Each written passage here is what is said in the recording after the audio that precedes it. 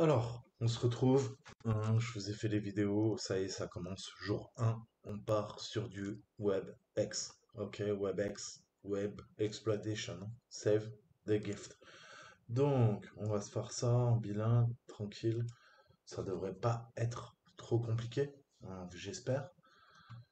Donc, vous avez l'histoire, je vous conseille de lire un peu ça, traduisez-le, utilisez Mate comme moi, donc voilà, allez, on va le faire vite fait.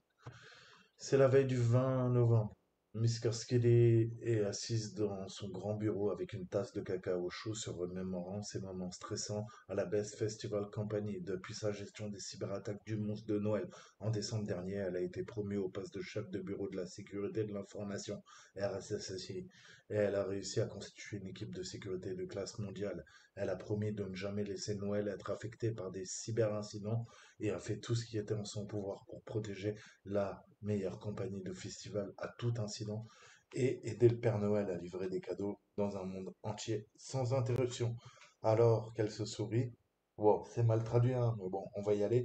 Après, tout ce que nous avons fait, qu'est-ce qui pourrait mal tourner? Elf, Mac Assistant, court dans son bureau et à l'aide, tous nos analystes de sécurité ont manqué leur dernier quart de travail et aucun personnel de sécurité ne peut être trouvé dans le bâtiment. Max Kiddy saute de sa chaise et renverse son cacao chaud sur elle-même. Quoi? Elle se dirige rapidement vers le centre de sécurité Elf, abritant le personnel de sécurité et regardant la grande zone remplie de bureaux vides. Où tout le monde est-il allé à la veille du moment le plus important pour la meilleure compagnie de festival? Elle se précipite sur le bureau du chef de son équipe d'analyse de sécurité Elf McLeader et remarque que le bureau est étonnamment propre pour quelqu'un aussi désordonné. Comment son espace de travail est-il complètement vide? Alors qu'elle commençait à théoriser dans sa tête, elle remarqua un petit morceau de papier caché à l'arrière du bureau, derrière l'écran. Alors qu'elle comprenait ce qui était sur le papier, ses yeux s'écarquillèrent. Pourquoi Mac Professional a-t-il réservé un avion? Allez, simple, pour ce jour-là. Avant qu'elle n'eût le temps de faire des suppositions, une voix forte et gracheuse résintait résonnait à travers le centre de sécurité des systèmes d'annonces internes. Grinch Enterprise ne laissera jamais Noël réussir. Il sera dommage que votre équipe de sécurité de classe mondiale disparaisse soudainement. Tout cela a été planifié. Comment ont-ils accédé à nos systèmes internes? Cria, je traduis, Max Kiddy. Leur équipe de renseignement s'était préparée à ce scénario précisément, mais cela n'a pas aidé pour que le centre de sécurité soit complètement vide. Cela doit cesser de se produire, soupira Max Kiddy et se traîna au bureau pour sauver Noël. Alors, je reprends mon souffle. Ok, donc, qu'est-ce qu'on a? On a l'histoire et on a les objectifs d'apprentissage. Donc, les systèmes de gestion sont des stocks utilisés pour créer les cadeaux et ont été falsifiés pour frustrer les elfes. C'est un quart de nuit et Mac Stoker vient à Max Kiddy, paniqué par les cadeaux tous mal construits. En l'absence de gestionnaire pour résoudre le problème, Max Kiddy doit d'une manière ou d'une autre avoir accès et réparer le système, garder tout sur la bonne voie pour être prêt pour Noël. Objectif d'apprentissage, c'est quoi? Du HIDA, je vous en ai déjà parlé, on va revoir. Comment trouver et exploiter les vulnérabilités IDOR et on va voir la procédure pas à pas au niveau de ce défi, de ce challenge. Ok? So the story, to put in a nutshell, the inventory management system used to create the gift has been tampered with to thrust the Elvis. Okay, it's a night shift, and Max Stoker come to Max Kitty panicking about the gift all being built wrong. With no manager around to fix the issue, Max Kiddy needs to know, get access and fix the system and keep everything on track to be ready for Christmas. Learning objective. First, okay, what is IDOR vulnerability? Second, how do I find and exploit IDOR vulnerabilities? Third, challenge, walkthrough. Okay, so we will I will try to explain you what is IDOR vulnerabilities. Donc déjà, je vais essayer de vous expliquer ce qu'est une vulnérabilité IDOR. Hein, je n'ai pas à réfléchir, tout est écrit. Tant mieux pour moi, ça me demanderait trop de capacité à mon petit cerveau. Donc une IDOR, ça veut dire Insecure Direct Object Reference, hein, IDOR. C'est un type de vulnérabilité de contrôle d'accès. Une vulnérabilité de contrôle d'accès se produit lorsqu'un attaquant peut accéder à des informations ou à des actions qui ne lui sont pas destinées. Retenez bien ça. Une vulnérabilité IDOR peut se produire lorsqu'un serveur web reçoit une entrée fournie par l'utilisateur pour récupérer des objets, fichiers, données, documents, et qu'une trop grande confiance a été accordée à ces données d'entrée, les fameuses données d'entrée. Hein, si vous avez vu ma deuxième vidéo sur les SQLI, je vous en parle, ok, et que l'application web ne valide pas si l'utilisateur doit en fait avoir accès à l'objet demandé. Okay, so basically, IDOR stands for Insecure Direct Object Referent. It is a type of access control vulnerability. An access control vulnerability is when an attacker can access to information or action not intended for them. An IDOR vulnerability can occur when a web server receives user-supplied input to retrieve object, file, data, document, etc., and too much trust has been placed on the data input data, okay? And the web application does not validate whether the user should, in fact, have access to the request object. So how do I find and exploit IDOR vulnerabilities? Okay? Donc, comment trouver et exploiter les vulnérabilités IDOR, hein? On va faire très très simple. Donc, comme mentionné précédemment, une vulnérabilité IDOR repose sur la modification des données fournies par l'utilisateur. Ces données fournies par l'utilisateur se trouvent principalement en trois endroits suivants. On a quoi? On a le protocole, le domaine, la page, mais on a également un composant de requête. Les données du composant de requête sont transmises dans l'URL lors de la demande à un site. Prenez par exemple cette capture d'écran. On a quoi? Définition du protocole, on est en HTTPS. On attaque quoi? On attaque un nom de domaine qui s'appelle website.thm. Ok? On passe en quoi? En paramètre, on a une variable qui s'appelle profile et ensuite en paramètre, pardon, on appelle profile et en paramètre on passe quoi? ID égale 23. Donc protocole, domaine, page, profil. Ok, ça c'est la ressource. Et composant de requête. Oui, ce qu'on passe en paramètre, ID est égal à 23. Donc ça veut dire quoi? Ici, nous pouvons voir que la page profil est demandée, que l'idée de paramètre est de la valeur 23, comme elle est affichée sur la capture d'écran. Elle est passée en composant de requête, elle est passée en paramètre, plus précisément. Cette page pourrait potentiellement nous montrer des informations personnelles sur l'utilisateur, et en changeant le paramètre ID à une autre valeur, on pourrait tout simplement afficher les données d'autres utilisateurs. OK? Donc, on a les variables de publication, hein, c'est l'examen du contenu des formulaires sur un site web qui peuvent parfois relever des champs qui pourraient être vulnérables à l'exploitation de cette fameuse faille IDOR. On va prendre par exemple, je vais vous en parler, ce code, ce snippet HTML, ce bout de code HTML suivant pour un formulaire qui met à jour tout simplement le mot de passe d'un utilisateur. Ok? So let's rewind. Ok? So basically, you can look at the screenshot. Okay, basically it is Earl. Okay, previously mentioned, an IDOR vulnerabilities relies on changing user supplied data. This user supplied data can mainly be found in the following three places. We got protocol, we got domain, we got page, we got query content, and we must understand the query content. This is the query component. Sorry. So the query component data is passed in the URL when making a request to a website. Take for instance this screenshot. We can break down this URL into the following. We got the protocol, aka HTTPS double dot // okay. We got the domain.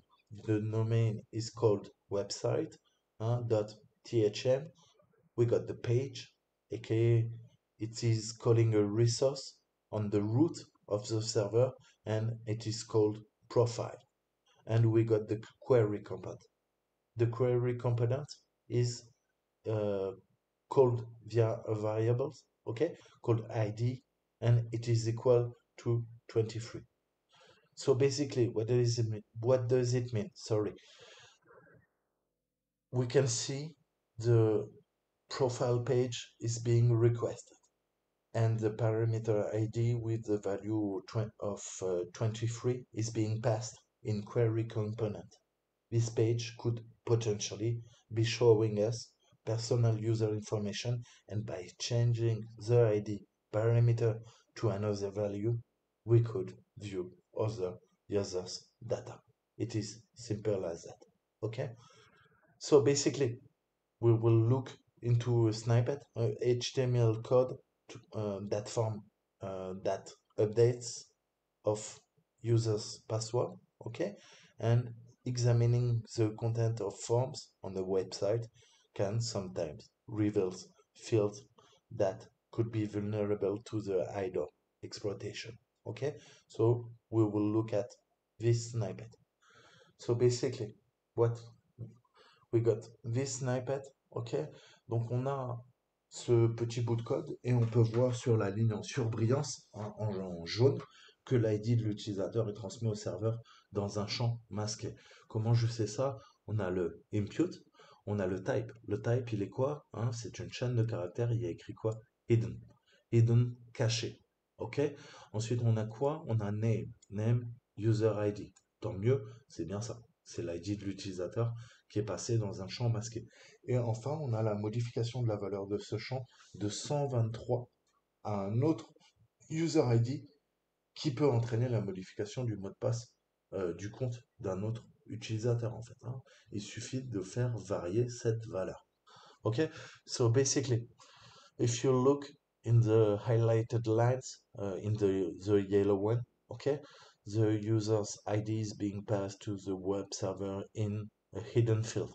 We can look at the type, it says hidden. Change the value of the field from 123 to another user ID may result in changing the password for another user account. Okay, it is simple as that. You get the value, you change the value, you may be change the password for another user account. Okay. Maintenant, parlons un peu des cookies. Les cookies, vous savez, ils sont présents quasiment partout, hein. Pour rester connecté à un site web tel que celui-ci, des cookies sont utilisés pour mémoriser votre session. Habituellement, cela implique l'envoi d'un ID de session qui est une longue chaîne de texte aléatoire difficile à deviner, tel que 5 dB 1A357, que le serveur web utilise en toute sécurité pour récupérer vos informations utilisateurs et valider votre session. Parfois, cependant, les développeurs moins expérimentés peuvent stocker des informations utilisateurs dans le cookie lui-même, tel que l'ID de l'utilisateur. Rappelez-vous ce qu'on a vu sur l'injection de faille SQL. On va jouer sur ces paramètres. Hein. On a vu qu'on faisait du cookie forgery. Hein. Je pouvais récupérer le cookie de session, je pouvais le transformer, le décrypter, hein, le déchiffrer grâce à quoi? À Flask. Hein, et c'était un cookie Flask et ça me donnait quoi? Un fichier JSON. Ok? Donc bah, là, c'est un peu le même principe. En fait, la modification de la valeur de ce cookie peut entraîner l'affichage des informations de quoi? D'un autre utilisateur. Hein, on a un exemple et voilà à quoi ça pourrait ressembler. On a le cookie qui dit quoi? Bah, user ID 9. Hello John. Si je lui mets quoi? ID user 5, maintenant c'est quoi? Hello Martin. Ok, donc on voit la criticité hein, à ce sujet. So basically, we got cookies. We still log into a website such as this one. Cookies are always used anywhere at any time. Cookies are used to remember your session. Usually, this is involved sending the session ID, which is a long string of random hard to guess text, such as this one. Okay, but which the server securely used to retrieve your user information and validate your session. Sometimes, though, less experienced developers may store user information in the cookie itself, okay? Such as the user's ID. Changing the value of the cookie could result in displaying another user information. See below an example of how this might look, okay? We got first cookie user underscore ID equal 9, okay? Hello, John. Then we change the value of the cookie. Cookie equal user ID underscore ID equal 5. It is no more John, it is Martin. Okay? So we can see there is a flow, okay, in the cookie. So either into the while, in the while, okay, we can see seeing product, user, service identifier in the URL or otherwise is a must to test. Either vulnerabilities can reveal sensitive information as well as potentially giving you access to usually restricted site functionality. For security researcher, either vulnerabilities can be impactful and importing them can yield a good bug bounty. Okay, so I will give you an article to read in the description. Go for it, look for it, and where an IDOR vulnerability report is paid 10,000, okay, bucks to report a PayPal IDOR vulnerability. So you can be rich, okay? Donc, pour un indicateur de produit d'utilisateur ou de service dans une URL ou un autre est un must en fait à tester. Les vulnérabilités IDOR peuvent révéler des informations sensibles et vous donner accès à des fonctionnalités de site généralement restreintes. Pour les chercheurs en sécurité, les bug bounty, les vulnérabilités IDOR peuvent avoir un impact et les signaler peuvent donner un bon bug bounty. Hein. L'article sera en description. Il y a un rapport de vulnérabilité IDOR qui a été soumis à PayPal et ils ont gagné 10 000 dollars. Ok? Donc vous pouvez bien gagner votre vie. C'est pour ça que je vous donne des cours. C'est pour réussir. Ok? De travailler là-dedans, travailler pour les gentils. Vous finirez pas en prison et vous pourrez gagner beaucoup d'argent si vous êtes intelligent, si vous êtes bosseur. Ok? Et il n'y a aucun métier qui paye aussi mieux que la cybersécurité. Ok? Donc c'est pour ça, aujourd'hui, l'argent c'est le nerf de la guerre. L'argent ne fait pas le bonheur, mais il y contribue sûrement. Maintenant, on va voir les procédures pas à pas du défi. On va lancer notre site, il est là-haut, on va le lancer, hop. On arrive là-dessus, je peux pas le mettre en... D'accord, je suis en split view. C'est pas grave.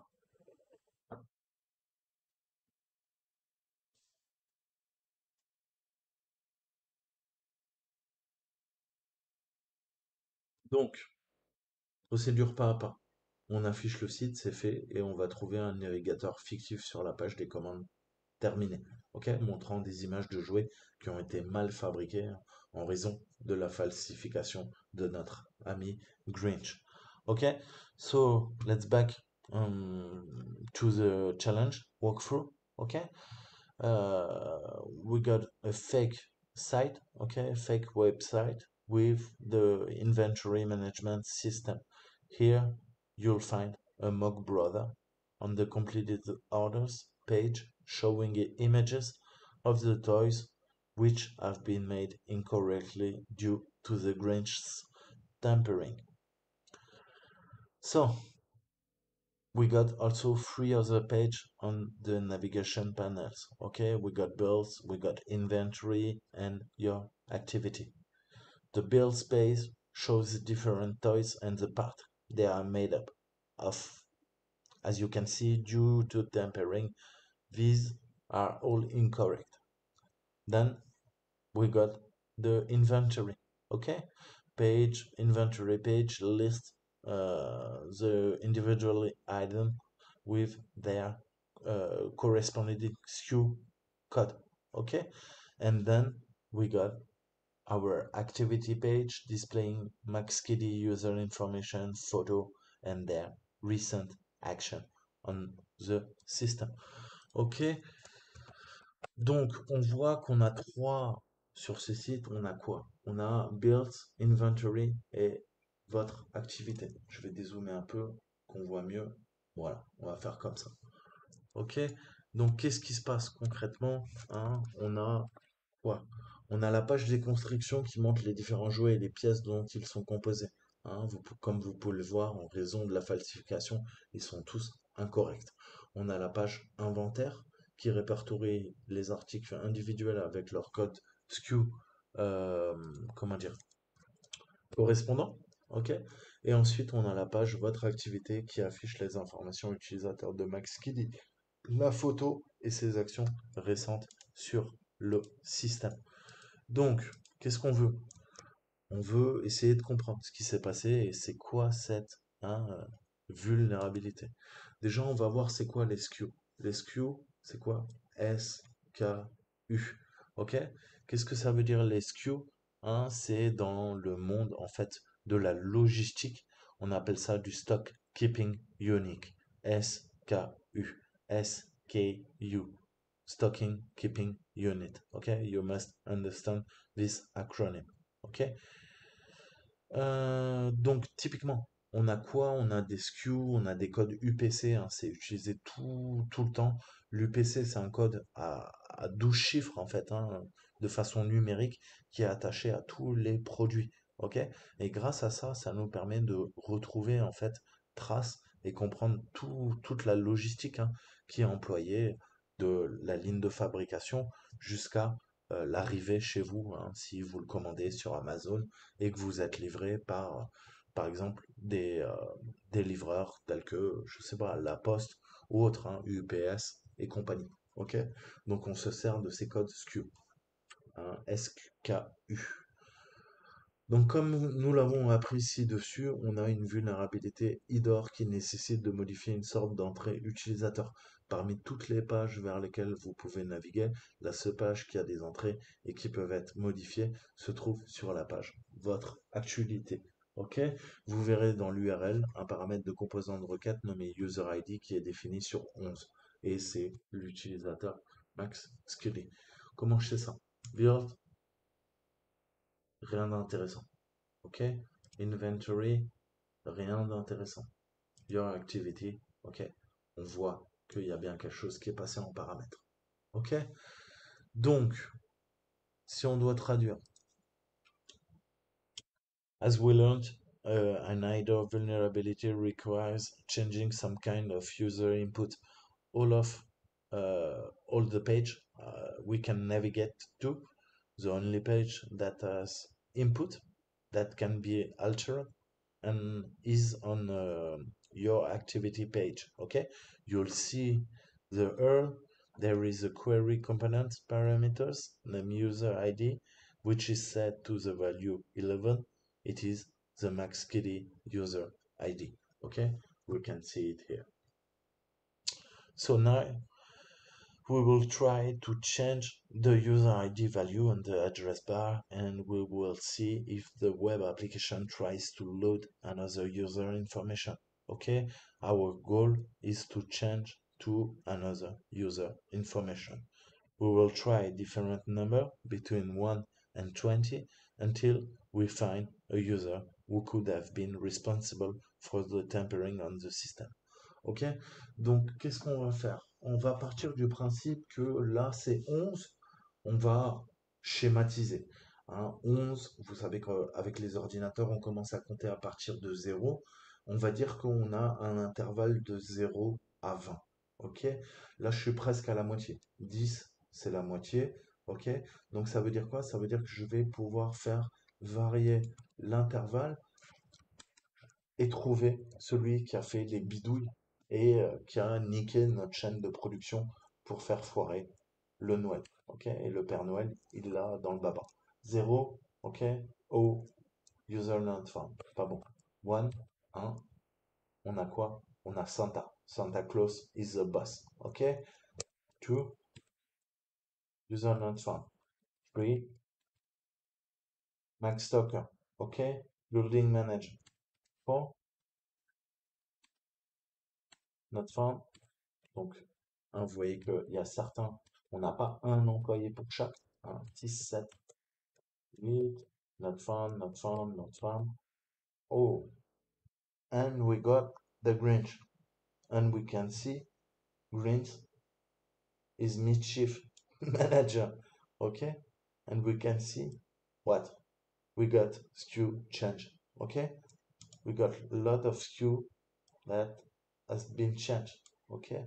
On voit que notre ami Grinch, il a fait des modifications, hein, très clairement. Hein. Là, on a tout sous les yeux. Donc, qu'est-ce qu'on peut faire? On peut cliquer sur Revert, hein, sur modifier la valeur, on l'a fait, et on voit qu'il y a différents nombres entre les valeurs 1 à 20, et si on arrive sur 9, 9, on arrive sur le Grinch, et là on a quoi? On a la possibilité de faire le fameux revert, comme je vous disais, et c'est quoi? C'est le bouton rétablir les actions de l'utilisateur. Donc dans ce cas-là, on va annuler les modifications et permettre à la machine de fabriquer les jouets correctement construits. Une fois que toutes les modifications ont été annulées, on sera récompensé par un drapeau qui peut être entré ci-dessous. OK? So we will click on revert button on the user's action. It will roll back the change and allow the toy making machine to make properly built toys again. Okay? Once all the change have been reverted, we will be reward with a flag which can be entered. Okay, below. So after finding Santa's account, what is their position in the company? We got some question. Hein, on a vu tout ça, donc je vais faire revert, revert, revert, revert.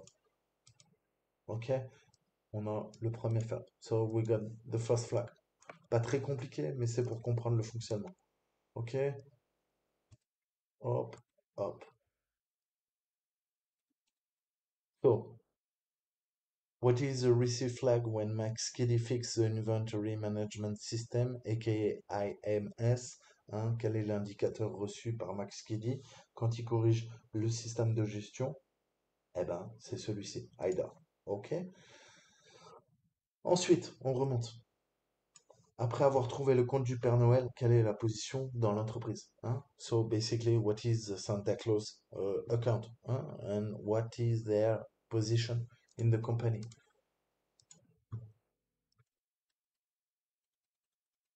Oh, qu'est-ce que tu captes le coup? Ça remonte. Ok. Bon. Mhm. Santa Claus is the boss. Hein, c'est le boss. Après avoir trouvé le compte de Max Stalker, quelle est sa position dans l'entreprise? Ok, after finding Max Stalker account, what is their position in the company? C'est le, qu'est-ce qu'on a dit? 4? Non? 3? Max Stalker 3, c'est le bureau manager. Ok. Après avoir trouvé le compte responsable de la falsification, quelle est leur position dans l'entreprise? Quelle est sa position? Ok, donc after finding the account responsible for tampering, what is their position in the company? Oui, on a dit quoi? On a testé, c'était 8, 9, 9. Ok, c'est le mischief manager. Grinch is the mischief manager. C'est notre ami Grinch. Ok, voilà. Donc c'était le premier challenge. Ok. Le but, c'est quoi? C'est de comprendre que à partir du moment, pardon, qu'on a quoi? Qu'on a un paramètre qui est passé dans l'URL, rien n'empêche l'utilisateur. Et je vous ai dit quoi dans mes vidéos sur SQL, on ne fait jamais confiance à ce que fait l'utilisateur. L'utilisateur, au lieu de 9, il peut faire 999. Il peut faire 99. Donc vous imaginez bien, si c'est votre compte en banque et que vous êtes le 4447 68, ok? et que là, il y a un cœur qui lui est quoi? Et le 4065, qu'est-ce qu'il va faire? Bah, il peut peut-être effacer et faire un 8. Et s'il fait ça, bah, il est en train de regarder son compte en banque, il fait entrer, et là, il va arriver sur le vôtre. Il va pouvoir lire tout ce que vous avez fait sur votre compte en banque. Donc, encore une fois, il faut constamment nettoyer les entrées. Okay? So basically, we can see what is either vulnerabilities. We can temper a parameter passed into the URL, okay? And think about your bank, okay? Your bank account. You are logged into your bank, your own bank account, okay? You are number 68, okay? But maybe there is another person, okay? Maybe a hacker. It is 65, okay? Let's look at 65, okay? So if there is either vulnerability, what could the hacker do? Okay, it is 65. It will remove the 5, add a 8, hit enters, okay, it enters, and it will look at your account, your own bank account, okay? So you must sanitize every parameters, okay, that is being passed into the URL, okay? So it is clean, okay? You, you can't trust what is doing the user, okay? The user could be your grandma, okay? And the user could be a hacker with malicious activities, okay? So you should not and you won't trust the user input, okay? You have to sanitize users input always. Donc toujours nettoyer les entrées de l'utilisateur. C'est la règle de base. Voilà. Je vous dis à très bientôt. On se retrouve pour le prochain challenge demain. Ciao ciao, bonne nuit à vous.